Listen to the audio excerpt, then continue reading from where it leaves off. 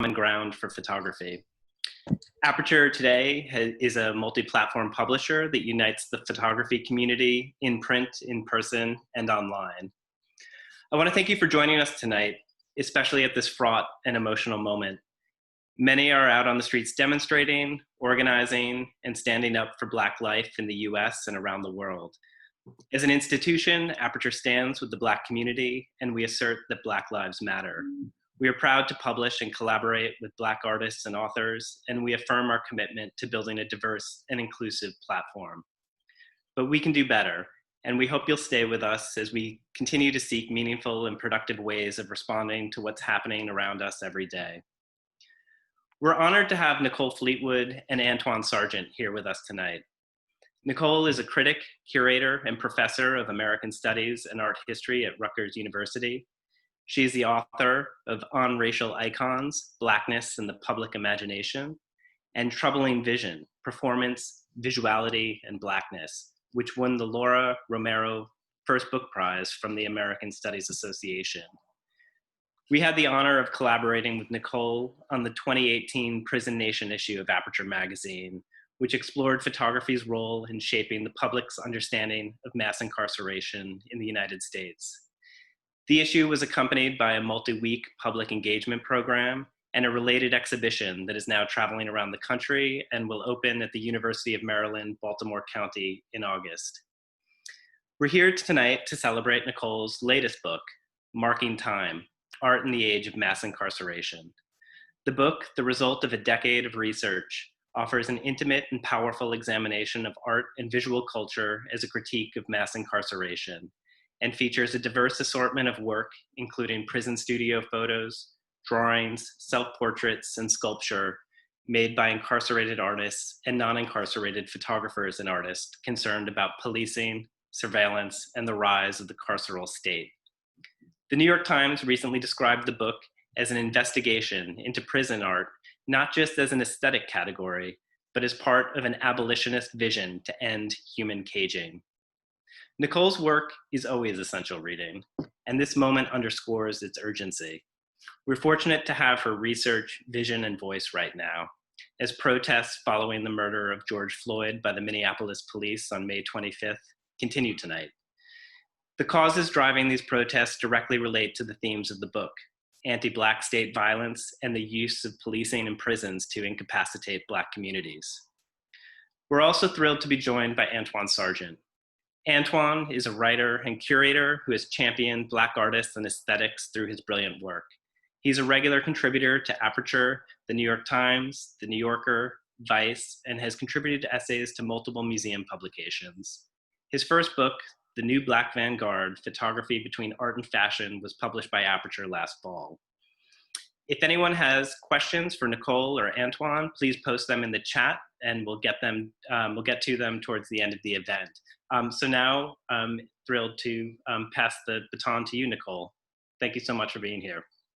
Thank you. Thank you so much, Michael and Emily and the entire Aperture community. Can you hear me? Is my volume okay? Yeah.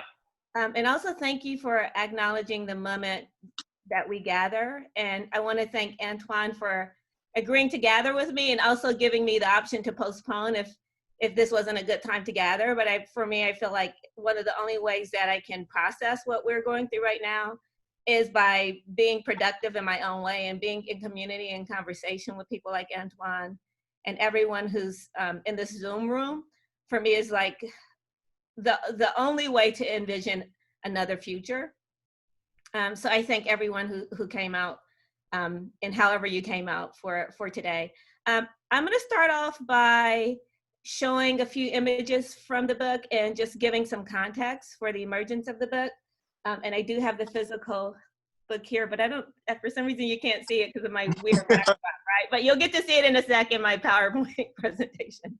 I'm quarantined and I'm stuck in my bedroom, so I'm like, you'd rather see outer space than the messiness of my day-to-day life.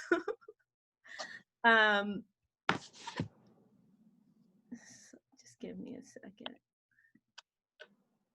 So as Michael mentioned, the book is based in about a decade of research and for me, it's not just research, but it's been like collaboration and being in community with people who have taught me everything that's in the book. Someone taught me. I read and I did like, you know, a lot of scholarly kind of contextualization, but I feel like the heart of it, the grit of it, comes from directly impacted people who were willing to share their stories with me around incarceration and policing, and also the imprisonment of loved ones, and their community more broadly. The cover image is by an artist named Mark Lafney, who's currently in prison in Pennsylvania. And over the course of his incarceration, he's done this series called Pyrrhic Defeat, where that is both about sketching portraits of other incarcerated people, but it's also performative. He asked fellow incarcerated people to sit with him for 20 minutes. And he said just the idea of sitting in prison together for 20 minutes, this like very chaotic, austere environment, is in itself a challenge. And then he sketches these really intimate portraits, and has amassed about 500 of them. They will be on display in the upcoming exhibition Marking Time that will be at PS1, hopefully opening in the fall. And I wanted to start with the cover image, the book image, because for me, the book really emerged out of my own like family struggle with like what I call criminal indexes. And these are like images that the state used to criminalize, to pathologize, and to basically imprison marginalized people, Black people, Indigenous people, Latinx people, poor people of all races, gender nonconforming people. And so I thought about the history of these images and how they're used as weapons, often in like public culture, by governments, by news media and the like, to shame and to immobilize communities. That these images are weaponized in such a way that they're traumatic. And I've seen it happen in my own family in terms of like incarcerated relatives having to deal with like mugshots of themselves, or having those images reprinted in local newspapers and the like. And so, I spent some time thinking about like what would be counter indexes of that. And I wasn't sure. Like I went into the project with like, it was hypothetical because I had no idea like what kind of archive might support this idea that I had about a kind of a counter index made by incarcerated people, that really was addressing images from the state or by the state. And one of the sets of images that I had some ease of accessing is the work of progressive photographers like Chandra McCormick and Keith Calhoun. And so I started looking at their photographic archives and thinking about how those archives were definitely nuanced counterpoints to the state. And from working with photographs, and this is the image that Aperture used to announce the event. It's by Michael Moses L. And he was incarcerated at Lorton in Virginia and worked with Karen Ruckman, who I think is in the audience, through a project called Lorton's Dark Room. And it's one of the only projects, especially in the 80s, that actually gave incarcerated people access to photographic technology. For the most part, and Michael and I spent a lot of time talking about this when we were working on Prison Nation, is like how to think about photography role in documenting prisons, and specifically the era of mass incarceration, when incarcerated people rarely have access to photographic technology. So like that photographic technology generally in prisons is a power over. And this is one of the only really powerful examples, especially of the era of power, the kind of tools of photographic technology held by people in punitive captivity. And I love this archive that you see of his loved ones, and also like this kind of moment of rest in this otherwise like austere space. But really what grounded me in this work, and many people who know me and know how the project emerged, was me grappling with my own incarcerated relatives and thinking about like practices of love and belonging across like this carceral spectrum, and how these photographs that we take in a visiting room when we go to see incarcerated relatives serve such an important function. Like they're the only time when we can we can visually mark time together. They're objects, they're haptic objects that we can take with us. But they're also incredibly painful and difficult images to grapple with. And since this is my cousin Alan and me with my Aunt Sharon, and even Alan was released a few years ago, and since his release, he rarely looks at these images. And when he does, it's like this kind of, definitely a painful, he can't look at them and not have take him to a place and kind of a PTSD experience. So just the kind of vexed emotional relationships that we have with these images. But from dealing with photography and just thinking about photography, which I had much more ease of access, I started to get access to incarcerated artists and a whole set of works of like all kinds of media that's made in prison. And so the book is based on about 70 interviews that I've done with currently and formerly incarcerated artists. And it opens with this self-portrait by Ronnie Goodman, and it's a self-portrait that I love, called San Quentin Arts and Corrections Art Studio. He was really motivated to capture himself as an artist at work and thinking about the tradition of artists documenting themselves at work. And when I interviewed him, Ronnie is now out of prison. He's actually unhoused in San Francisco, and he's in an incredibly marginalized position right now because he refuses to go into any of the shelters because the shelters have been hot spots for the virus. So he's quarantined in a settlement and is pretty much removed from other unhoused people. And I get messages from him from an ally, but I just want to like lift him up because he's someone that we all worry about right now.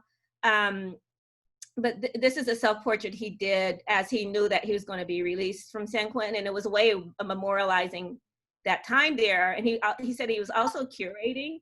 He said the works that are around him were not the works hanging around him, but he wanted to bring the works of people he loved close to him. So he was talking about the kind of practices of discernment that's also taking place in this self-portrait. So I'm going to show you a few more works that are in the book and talk and use them to talk about some of the themes that come up in the book. And so I look at a spectrum of art made by incarcerated people, formerly incarcerated people, and then a range of conceptual artists and photographers from like Lee Smith to Maria Gaspar. I mentioned Chandra McCormick and several other artists. And I think about their work as practices of carceral aesthetics, which I say is like an exploration of like art and thinking about conditions of unfreedom, or thinking about how art get made in response to and out of the materiality of prisons. And when I think about carceral aesthetics, I think about the conditions of like space, time, and matter. And so Tamika Cole's work that she made when she was incarcerated in Alabama is a really great example of this. It's called Locked in a Dark Home. And she was actually experiencing a lot of abuse by prison staff at that time. And she used this like experience of making this collage to create a space. And she said this kind of space of that was both about confinement, but it was also about like a protection of herself as a representation of penal space.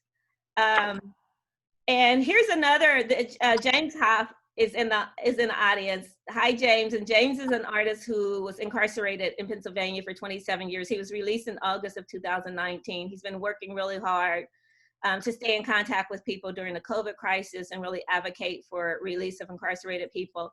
And he's thinking about issues around racial capitalism and also spatial confinement and the extractive practices of prisons. And so this is a work called I Am the Economy, where he's thinking about the Big House Products, which is actually the name of the state-run corporation that exploits prison labor in the state of Pennsylvania. Show you a couple of other examples. Maria Enoch Elizabeth Baxter, who's thinking about time, and she raps in this video, Ain't I a Woman, both about being incarcerated and giving birth when she was in prison, but also what she calls the kind of the long history of anti-Black captivity, which she says a prison to prison pipeline. She said this is not a school to prison pipeline, but it's a prison to prison pipeline. That the moment imprisoned Black people were taken from the coast of Africa to this current moment in North America, we have been struggling with forms of subjugation and captivity. Another example of kind of this exploration of time, of penal time, is Jared Owen's triptych called Elapsium, where he's like literally, thinking about the elapsing of time. And he overlays the prison that he was incarcerated in Pennsylvania with the iconic Brooks slave ship that art historian Cheryl Finley writes about so beautifully in her book, Committed to Memory. So I'm gonna pause right there. I have more images, Antoine, that I think we can just talk about in conversation if you want me to go back to some images at any point, but I wanna make sure we have enough time for discussion. Is that good? Yep, perfect. Okay, great. Hi, and thank you. Thank you. I've been such a fan since Prison Nation, and that exhibition really kind of knocked me off my feet, just in a sense that one of the things I really appreciate about your work and what you've done here is you've put on kind of equal playing field, if you will, the incarcerated artists and the unincarcerated artists, because very often those of us who kind of are in the art world, we get to see the works of, Titus and Sable and Cameron Rowland and, and on and on and on, but we don't often get to see the work that's made inside of, the prison system, right? And so one of the things that struck me was when you were talking about James' work, I Am the Economy, it kind of draws on similar kind of conceptual notions. Figuratively, it draws on conceptual notions that Cameron Rowland brings up, right?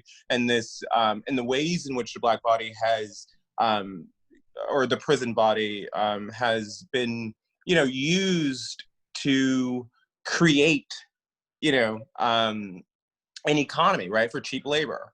And so I was wondering if you could talk about how methodology for a second, like how did you go about making sure that the artists here were simply seen in a lot of ways as artists, and some of the notions around incarceration and unincarcerated were kind of dissolved, because I really appreciated that kind of leveling of work that we don't often get to, see in that way. And thank you. And I have, and in the conversations I've had so far, very few people have brought that up. And it was so crucial to me to not have these works in like siloed or in, these separate spheres, but to think about like aesthetic currents that are taking place around the very kind of materiality of prisons, right? And around the kind of discourse of, and the pathology of, Black crime and Black criminals, right? And I was so blown away by, I just showed you one of James's watercolors. He has another one where he has called, that's also similarly powerful, but it's all thinking about racial capitalism. And so in the book, I say, that here he is thinking about these issues of kind of extraction of racial capitalism from a prison cell in Pennsylvania in very similar ways to the work of what Cameron Rowland is doing, from his studio space. And so for me, it was really important to think about like how aesthetics don't move like from inside out or outside in, but thinking about prisons as both these austere spaces, but also the kind of porosity of ideas, and how ideas circulate and move, right? And I think that's partly like Black art and practice has always had to resist everything the state has tried to do to keep us separate and isolated, right? So there's other ways that I think aesthetic currents move, right? And the kind of synergy around how, of collective thinking, how movement comes. And I don't think a movement is just because a leader becomes like a really powerful speaker, but I think that enough people are thinking similarly, and they're making things, and they might not know that they're making things, similar things, until enough people, it arises enough, right, that we see that there's similar currents happening. And so I've sent the book to a lot of incarcerated artists. I was able to get funds from the Art for Justice to have a paperback version of the book produced. And so like 1,000 copies were distributed in prison before they were actually released to the public. And so many of the artists wrote me and said, I didn't know that there were other people across the country doing this or thinking like similar thoughts, right? So for me, that conversation was really important. And it's also very important as a like curatorial intervention. So the show that I'm working with PS1 on is about artists who are like incarcerated, formerly incarcerated, and artists who've never been to prison, and thinking and giving them, you know, like equal space, like thinking about like how the galleries are set up and where the works are, and making sure that there's not a room that's just the work of incarcerated people or works by people who are like college professors, you know. So like thinking about ways of really mixing that up. And for me, those like intellectually and aesthetically, that was meant to be the most important intervention. Yeah, I mean, I think part of it is it allows for kind of a silent humanity, you know, to kind of happen. And there's not this, again, as you said, siloing. One of the other things that I was really struck by was the ways in which you kind of interwoven your own story, right? There are 2 million people currently incarcerated in America, right? And so the prison system touches us all in some way, right? It's, you know, it could be through that relationship of, you know, the products we use, or it could be a loved one, right? And you talked at length about Alan, and one of the things that really kind of struck me in the introduction of the book, you talked about, I'm just going to find you said there has never been a time in my life where prison didn't hover as a real and present threat over us, right?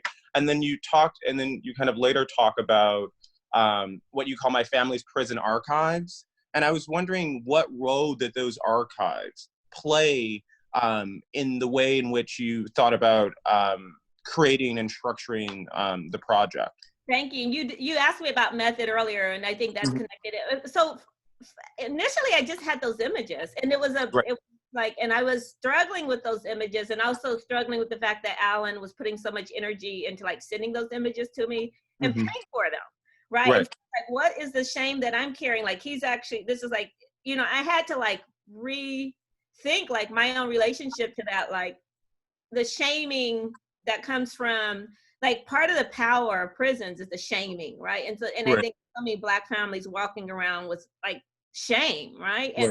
And so I was wanted to like go public with that, and I started just giving talks where I would talk about this and think about like, well, how do I proceed? How do I find what I'm looking for, and I don't even know what I'm looking for, and I started using like modeling what my aunt and cousin were doing to like maintain relations with Alan, the kind of care, the kind of Black feminist care, and the way that Black women have like their strategies of survival, and not only survival, but of actually creating and producing community and like reproduction. Like, how do we, and I don't mean reproduce just like create babies, but how do we, like, we're not just surviving, we have been able to find ways of creating under conditions that continue to, that like now, like this very moment,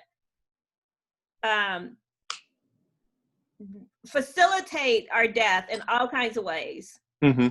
That like the COVID deaths of Black people, that's not by accident, right? Like that we live in a system that really is about facilitating either actively or through omission, but the disposability of Black life. Right. I mean, I think one of the things that was so kind of interesting in it that you talk about is that, yeah, this is a system that first, you know, perpetuates a social, you know, kind of Black death that often is followed by a physical one, right? And so one of the things that was kind of super hopeful about being able to, through the art of these incarcerated, you know, people, to see the space, right, that they've created in kind of these, you know, conditions of isolation, exploitation, and, you know, what you call dehumanization, right? And to kind of see the kind of worlds in which they were creating, even though they're in situations that by design, wanted them to give up, right? To kind of give up their humanity, right? And so I think that a lot of these images and a lot of the artworks really kind of hold that space for them, right? As a way for them to kind of tap into a humanity that is otherwise being denied. And I mean, because I think one of the most devastating power that the state has by imprisoning people is to remove them from love. Right. Like the utter devastation, and that's immeasurable. That's you're sentenced to time, but it's immeasurable what it does to be removed from everyone who loves you. Right. Right. And 40% of people in prison are Black men, when they make up like 6% of the U.S. population. Yeah, like I mean, just think about like I don't even have words for like that kind of crisis, and that's torture to me. Like like it's absolute torture to remove people from love, right? And so, for me, part of the method that I tried to enact in the book was to think about like any movement forward and anyone that I was going to engage, there had to be an ethic of love involved, and like a care around handling the art, and a care around using what people shared with me. Like there was with some of the artists, there was a lot of back and forth about how to nuance the stories they told me, like or like how to talk about, and if they were giving me like context for how they ended up in prison, right? So that's one reason it took so long, because I had to handle it. Not that I had to handle it right, but I felt like I had to handle it with love and care, right? And so I feel for me that was like at the core of the kind of method, and for me putting my own, like having my family as part of that story, and like part of.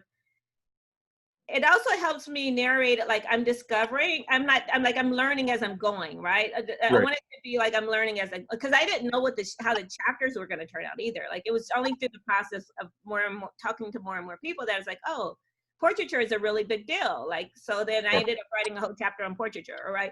Or so many people telling me about experiences in solitary confinement that it's just used en masse, and we don't even have a way of really tracking how. And so I have a chapter on solitary confinement. I didn't set out to do that, but I think it was through like trying to like enact the type of care and really deep listening that the structure started to unfold. And one of the things you talked about portraiture, but I want to come back to sort of that figurative, because there is a lot of figuration, and I want to kind of unpack that, but I wanted to also talk about you also devote time to collectives, right? Art collectives that form in prison system. Can you talk about, which I found really kind of super interesting, that there is that sort of organizing, right? That you don't often associate with like a prison system or that sort of agency, right? And so I was wondering if you could talk about how you came upon these collectives and the kind of how they function inside a carceral state. So there's the great book Pedagogy of the Oppressed, right? And there's all kinds of pedagogy. There's all types of ways that incarcerated people are creating knowledge and sharing that knowledge with each other. And some of that, like I was blown away by how resonant the Black radical tradition is in contemporary prisons. So many artists are like, they're aware of like prisoner rights movements from the 70s. They're aware of like the Black arts movement and Black power movement, and an aesthetic that comes out of those movements that's still very happening in prisons, right? At least as a kind of I don't want to even say anti-authoritarian, as a way of resisting oppressive state power. And so that's one of the traditions that I saw people reproducing, and not reproducing in any type of, I think people think of often incarcerated artists or incarcerated people as untutored. And it was the opposite of it. It was this kind of robust, rigorous. Some people, like, they just go onto these reading benches where they're like, I'm going to spend 6 months studying this kind of political theory, or I'm going to spend 6 months studying this artist and really like first like literally maybe mimicking it and then riffing with it, right? So you see like some really intense forms of study of like more rigorous than any kind of graduate independent study I could give to a PhD student, partly because it's a way of also manipulating time. In prison, you're experiencing time as punishment. And so I think incarcerated artists are very interested in how they can repurpose that time, right? Repurpose that time for something else. Like artist George Anthony Morton said, he was almost monastic about it. He just turned it into like, I'm in the studio all day, every day, perfecting his portrait skills and coming out this really accomplished portrait artist. Or someone like James Hoff, who's here, as spending a couple of decades not only just honing his own craft, but then becoming a master teacher. Like other incarcerated artists would come to him to learn certain techniques or to learn how to manipulate certain type of materials. So there's a really, really intense kind of peer mentoring, and then these formal and informal collectives that emerge, and they're really rigorous, and there's a lot of critique, and you have to come with your A game, or you're gonna get so there's banter and fun and play around it also. And which led me kind of to think about what do we owe these artists, like when they are no longer incarcerated or when they are incarcerated, and what could we, you've spent, the last decade thinking about the relationship between incarcerated artists and unincarcerated artists. I wonder what kind of space does the kind of, existing art world, or, kind of can create for artists who are not, necessarily in the kind of traditional mode. Yeah. And I do want to say that please put your questions in the chat section, because we will take questions in about 10 minutes to the audience. I like that question, what do we owe them? And I heard like a couple of artists said, that they were aware of these earlier traditions, and there's this effort to pass those traditions along inside prisons. But there's so many artists who, I was always aware that there was an archive that I would never be able to access. And what I mean by that, when I first started doing this work, I asked someone who has a relative who's a prison guard. I asked, I said, ask your sister what happens to art when someone dies, or if someone is released and they don't take us up. And they're like, we throw that trash. It's trash. We throw it away. So I just kind of was like overwhelmed thinking about like the many millions of works that probably every year gets just like thrown away, right? And that like we'll never have access to. So there's a whole archive that I can only imagine, but that I cannot access, right? So I think part of it is that like, when I did my talk with Fred Moan, he said, this is not a finished project. And was it not an insult? He's like, it's just like a project that hopefully becomes a like springboard for other people to like do more work around this, around carceral. And so I'm hoping that other people will find, like, I do think that this work not only deserves to be preserved, but that it pushes us to think about other categories for engaging art, because for too long we've wanted to say, oh, this is outsider art or folk art, and I'm not disparaging those categories, but I think that doesn't do service to the complexity of like some of the works that are happening in prison and the type of material, the experimentation with material constraints. And I think that was the thing that fascinated me most, and everyone talked about it. Anyone who makes art in prison, they're just obsessed. They're just constantly thinking about how they're going to get access to like materials because of the very nature of prison, which is to limit material access and to, like, turn so much things into contraband and the like. So that in itself for me is just like a whole nother category of really thinking about, and we know lots of artists who work with found objects or repurposed objects, but it was like broadening and deepening the ways that I was thinking about that, of working with discarded objects or creating relationships. A lot of artists will create relationships across racial and ethnic lines so they can get access to like certain areas where they can get materials to make art. So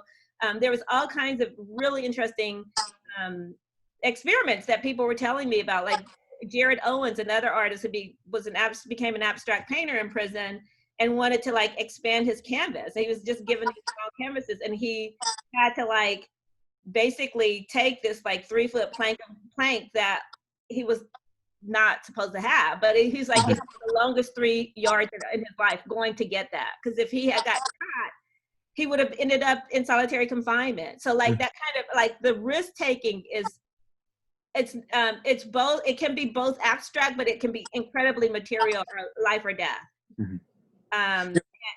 So I was just interested in that too, like, right, and aesthetics that really is based on like a level of risk taking. And we know there's other traditions of that, like Gulag art, like Russian art traditions and the like. So it was just like all of this was coming to me as I was working on it. I mean, the thing around materiality is so interesting, in the level of experimentation that has to happen to create a portrait or to create, you know, a representation by those artists. One of the kind of other interesting things that I kind of heard you kind of talk about was the kind of the history kind of the conditions of people working this way, right? You talked about Gulag art. Are the artists that you've worked with and that you've had the conversations with for the book, in what ways are those histories shaping their practices? Oh, that's so great. So I not think so much, not, I guess, to clarify, not so much like the broader, say, Black arts movement, or the or sort, you know, Ab Fab or whatever, you know, or Abex, sorry, not Ab Fab, the TV show, Abex, but more sort of like people who are working in the conditions in which they find themselves, right? So I think so. There is a lot of citationality that people are really, I think, mindful and deliberate about. Like, and I think for some, you know, it's also like the Ferriton Collective that I write about, these 3 men who were in federal prison together, and they're all out and quite established artists, Jesse Crimes, Jared Owens, and Gilberto Rivera. And so they all, part of what they would do was research pool. They would all subscribe to one magazine that they could afford, and then they would share and they would quiz each other on artists. And so part of what they, like, the kind of one-upmanship was about like being able to cite some artists and their work, and then the other artists have to figure out like that kind of citationality, right? You know, so there's that kind of, you know, there's a lot of that happening, and also a kind of incorporation of you know, it's the idea of study, right? Like even like with the undercommons and Fred and talking about, and Stefano Harvey talking about the importance of like this kind of study that takes place with that, even though you're being surveilled in prison, there's a way that you're also being undetected, because you're also like warehouses is kind of like an anonymous blob, right? So there's ways that like you can acquire a certain kind of knowledge that's like a powerful knowledge about the state power, and about this really important relationship between aesthetics and politics. And so I was interested in just getting at some of that in the book. You talked about, we have to take questions in a second, but you talked about surveillance and kind of the history of the, you know, kind of panoptic gaze and kind of the ways in which the body operates, you know, in prison. And there's this kind of visibility and there's this kind of invisibility, right? I wonder for you, what was the kind of most compelling work that spoke to that sort of conditionality? Oh, that's a great question. And I would feel really, I wouldn't want to just single out one work, but one of the things that I think interesting, or a group of works. I don't want works, yeah. But that, like, the serial, so there's a kind of way that artists are interested in using prison documents, Mm-hmm. right? So it's like using the very materials that tether you to the state in the service of art making. And James would do that. Russell Craig, once he was released on parole, created this like 10 feet tall self-portrait using all his prison documents. Mm-hmm. Molière Demanche, who was like in solitary confinement because he was advocating on the behalf of other prison people, used all these prison documents to create these really out of like surreal drawings. So I think that's one of the things. And then like with portraiture, the work around portraiture was so fascinating because I think people often have seen portraits coming out of prison and they can be very dismissive of that as a type of kind of copying or a type of but one is currency, like it's a way that artists will they barter and they trade. It's a way that they connect with people across racial and ethnic lines. You know, like a really great portrait artist will be asked to like make a portrait of someone's mom, and it's also just an incredible, thinking about Richard Powell's work on cutting a figure. It's just an important form of self-making. So like self-portraits in prisons, it's one of the only ways that incarcerated people can kind of reclaim a narrative, especially a visual narrative, because the visuality of prison is so austere and so state controlled. And so I wanted to look at and be able to archive works that don't, when we see prisons, we see bars and we see uniforms and we see violence, but we don't see these forms of self-making and experimentation. So that was really important for me to foreground. It's really interesting because, figuration plays an important role, currently in kind of Black artistic production, right? And the way that it's just so important in terms of reclaiming narratives or creating fantasy around, the Black body. The body in captivity is enduring. And I mean, like in Black arts and our experience, right? The body in captivity. So figuration is one way of like working with that as like a historic reality and, in our own kind of experiences of embodiment. We are now to the question part. Are there any questions for Nicole? Yeah, so one question was, I'm wondering if you could describe your experience of working/interacting with prison administrators to gain access to the artists and or trying to operate within a system built on how people and information are controlled. So, that's a great question. And it just took years of building relationships. Like I didn't immediately get access, right? So it was through often partnering with an arts organization that had an existing program, and they would introduce me to prison administrators, or working with a group of artists who had positive relationships with like the warden, and so just through a number of ways that that took years for me to navigate. But I never hid the politics behind the project, but nor was I ever asked to like share my writing with prison administrators in advance. And I think it was through like the kind of forming of these relationships with people who already had been doing some of that work, that the generosity of their like providing access is what made it easier for me to do some of it. But I was also turned down from places. And I just worked with what I had access to. I mean, there was some art that I wanted to include in the book, and then some of the artists disappeared. Like I couldn't reach them anymore, so I couldn't get clearance or permission. So it was really working with the limitations that of prisons, which is about limiting access to people inside and outside. And then there was one other question. What about the art of people about prisons, such as the Prison Industrial Complex by Chandra McCormick and Keith Calhoun? Maybe speaking about that those One of the things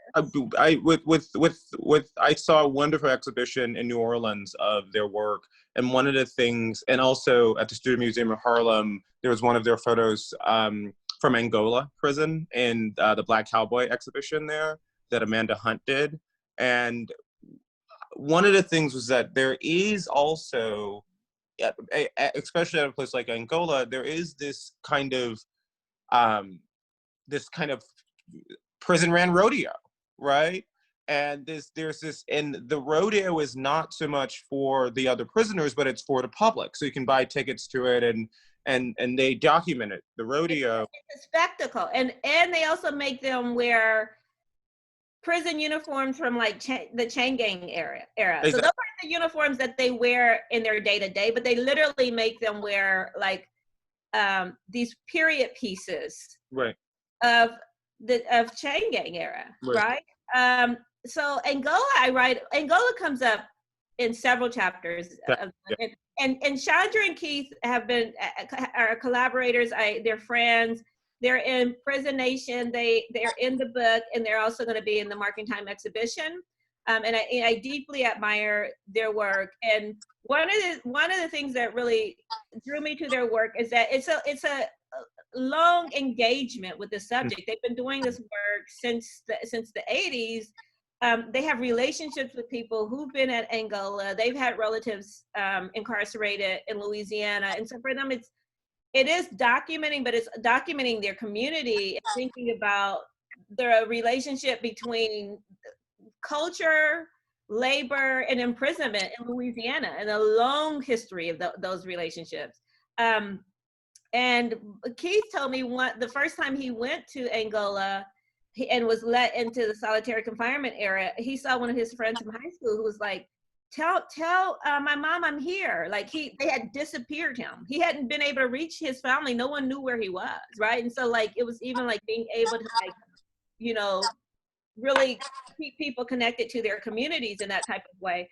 And I do think like Keith and Chandra also really invested in the art and practices that emerge among incarcerated people in Angola.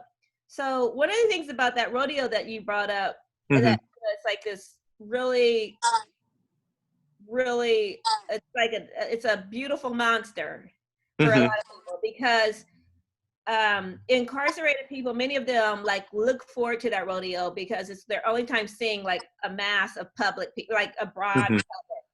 And it's also an opportunity for them to sell their art. So many people, like, it happens twice a year, and they'll spend months making art, and they can sell it, and that money goes onto their books, and they can actually send that home to like their relatives. So but the state is also taking like a percentage of it. It's making a spectacle of incarcerated people. It's having them do like all this kind of like, again, stuff that I said that like that's really about like segregated chain gangs, and like really playing on the nostalgia for that history. And Angola, as we know, is one of the longest running penal farms in the history of this continent. It has always functioned on enforced labor. It was a slave plantation, and then it became a penal farm, and it's still operating in that way. People are still picking cotton by hand in 2020 at Angola. Right. Other ways of picking cotton, but it is literally a punishment by replaying that history, that violent racial history. And in some ways, it is the most kind of true and in a horrific way, articulation of the kind of penal state replacing a slave state, right? And their relationship, right? And what Mabel Wilson, who writes in the presentation about carceral architecture, that carceral architecture emerges on slave plantations, right? So it's about immobilizing, confining people, and forcing them to do what you want them to do with their bodies. Right? That like a willful force on somebody else's body, right? Whether it is about cheap labor or about like just incapacitating them so they die early. There's disposability. Kelly Lido Hernandez, who's this amazing historian at UCLA, has a great book called City of Inmates about prisons, the history of prisons in LA. She says, mass incarceration is about mass elimination. Mm-hmm. That is what it is. Mass incarceration is mass elimination. It is about incapacitating certain populations and their premature death. Mm-hmm. There were a couple other questions that I saw in here. Stuart Cooper had asked earlier about, isn't the prison system also used to remove leaders from the community that authorities feel threatened by? So, I mean, it's absolutely, and even, you know, like solitary confinement, and this is partly through connecting with organizations like Solitary Watch or the Prison Watch program, who on-the-ground organizations doing great research, and you putting that research to action. These are not academic organizations, they're advocacy groups trying to end solitary confinement. You know, they found that like solitary confinement was on the decline in the US until like the mid 20th century. And it really, there's a resurgence after the Black Power movement. So that like Black Panthers, Black Liberation Army members, and, you know, members of, you know, indigenous rights groups, it became a way of separating political leaders and imprisoned political leaders from general population, because they did not want their ideas to influence the general population. Mm-hmm. So they didn't want a George Jackson emerging in prison, right? So they literally started using solitary confinement. And we have, you know, there's still Black Panther members who've been in solitary confinement for like 4 decades. Mm-hmm. And, you know, 3 being the Angola 3, at Angola, right? And Albert Woodfox's beautiful memoir, Solitary, is really an amazing account of that and the use of solitary confinement to punish and isolate radical Black thinkers. Mm-hmm. Mm-hmm. I don't know if you got any other questions sent to you privately, Nicole, but that was all the questions in the main group chat. So I don't know if you guys want to talk for a few more minutes or we can wrap that up. I would like to go back to the images if that's okay. Yeah, we could definitely do that. Because I didn't want to take up too much time on the images. So to me, okay, you brought up the question about the art collectives. Mm-hmm. And I had these examples from, so Jared's work I talked about, and Jared, Gilberto, and Jesse Crimes, they said they were incarcerated together and they really pushed each other. They created like a conceptual art, political theory group in prison where they were also experimenting with penal, like what I said, penal matter. And so this triptych that I mentioned about that Jared made, he also incorporated soil from the prison yard into his paint, and that was really important for him. So I'm just giving you some examples of like what I mean about that kind of experimentation with materials.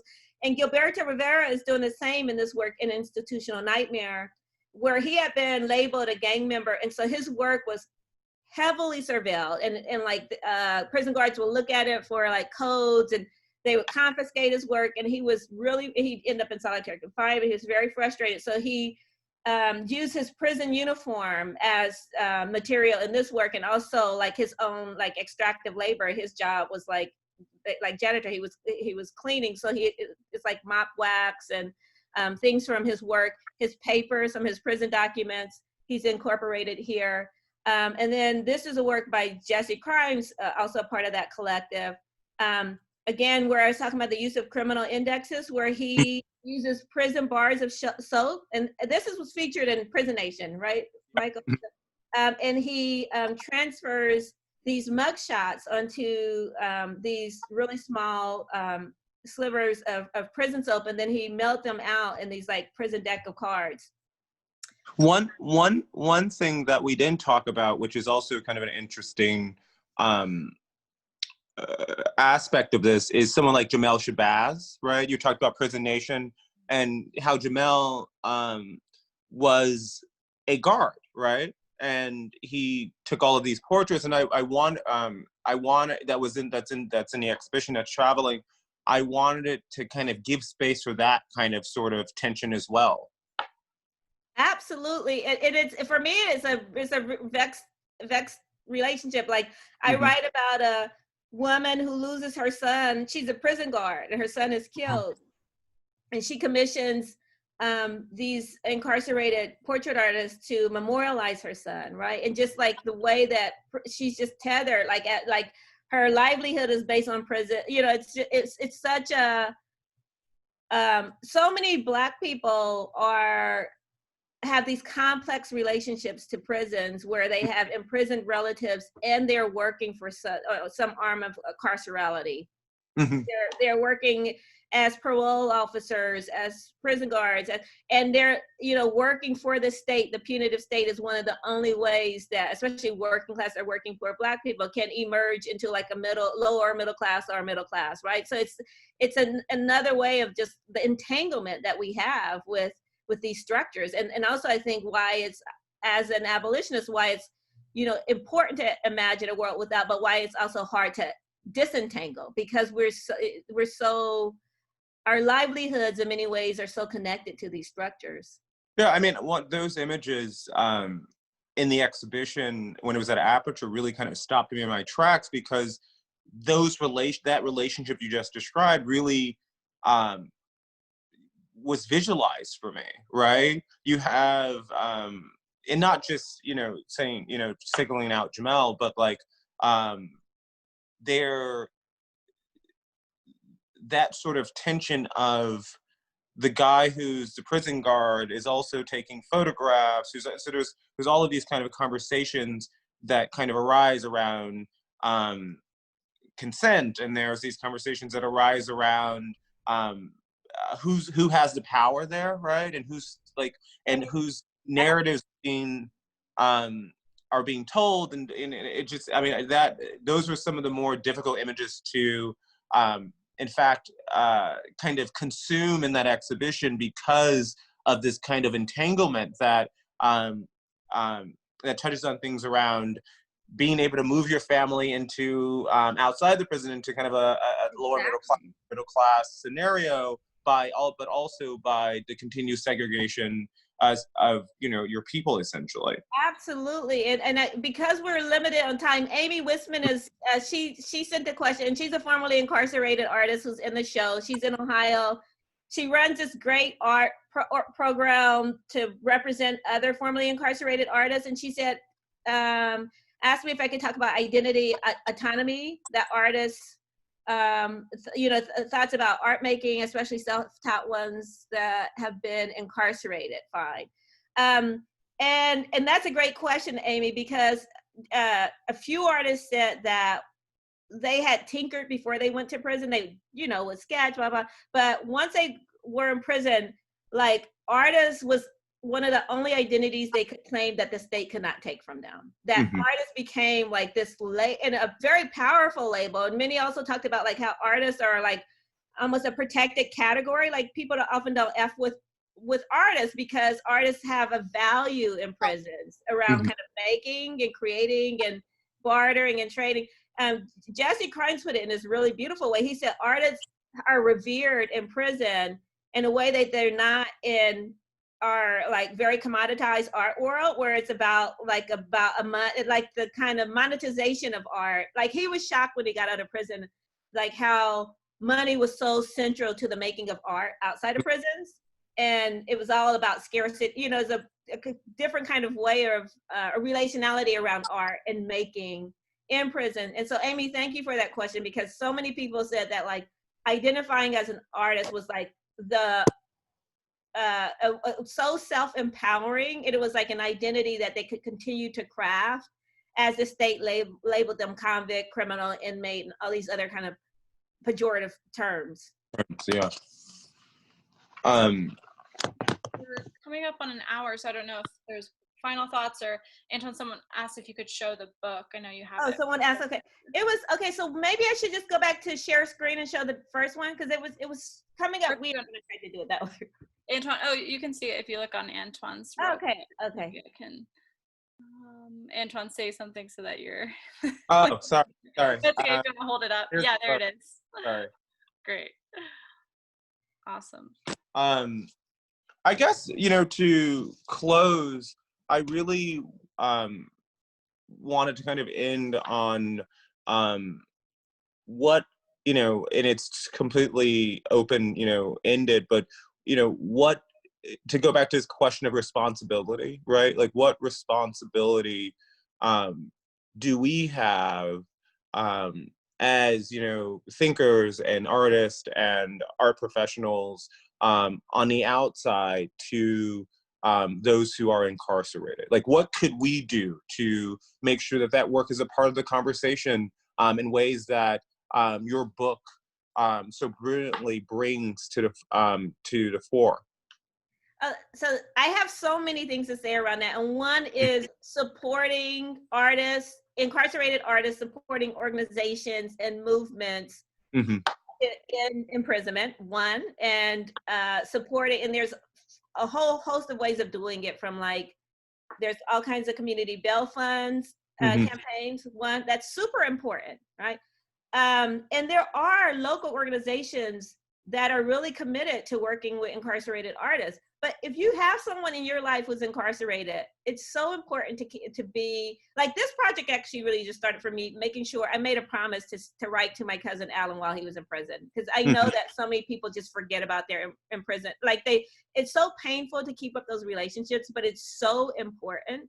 So I think on the relational level, it's like really like being in community and being in exchange, and not letting the power of the state to isolate and to make irrelevant. Don't allow that to be as is. Don't allow that to be fact, right? So that create, and also, like, there's so many amazing incarcerated artists who want their work shown. Yeah. I think it's for us as curators to like really expand how we think about how we curate, and how we, and like even thinking about just like the currents, the kind of trends and currents and practices and materiality, and like where knowledge comes from, how things get produced. So to me, it's like being really transforming how we think, where knowledge is coming from. But I think there are very material, concrete things we can do, like around ending cash bail, being, voting for progressive prosecutors, supporting abolition movements and the like. And I want to thank you, Antoine, and thank Aperture, and thank, what a great audience. Thank the audience for coming out.